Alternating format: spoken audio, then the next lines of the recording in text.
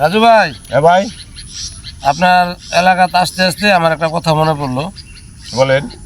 যে আপনি তো মরে যাবেন, বা আমিও অবশ্যই। মরে যাব। হ্যাঁ, তো মরে যাওয়ার পরে ছেলে সন্তান বৌজির জন্য আপনি এরকম একটা ব্যবস্থা রাখা যাইবেন যেমন এরা কোনোদিন ভাতের কষ্ট না করে, তাদের জন্য কিছু রাখা যাইবেন।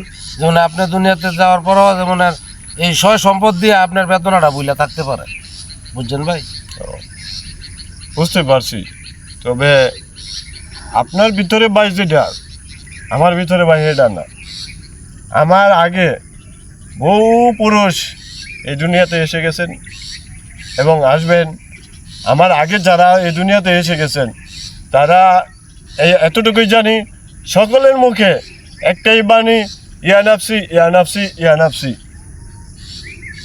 সকল উম্মতে বলবে ইয়া নাফসি ইয়া নাফসি ইয়া নাফসি। একমাত্র আমাদের নবী বলবেন ইয়া উম্মতি ইয়া উম্মতি ইয়া উম্মতি। আর সকল বান্দারাই বলবে ইয়া নাফসি ইয়া নাফসি।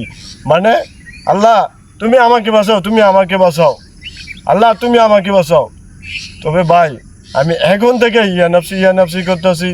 আমার মৃত্যুর পরে আমার ছেলে সন্তানের কি হবে, আমার স্ত্রী কি হবে, সেটা নিয়ে আমি ভাবি না।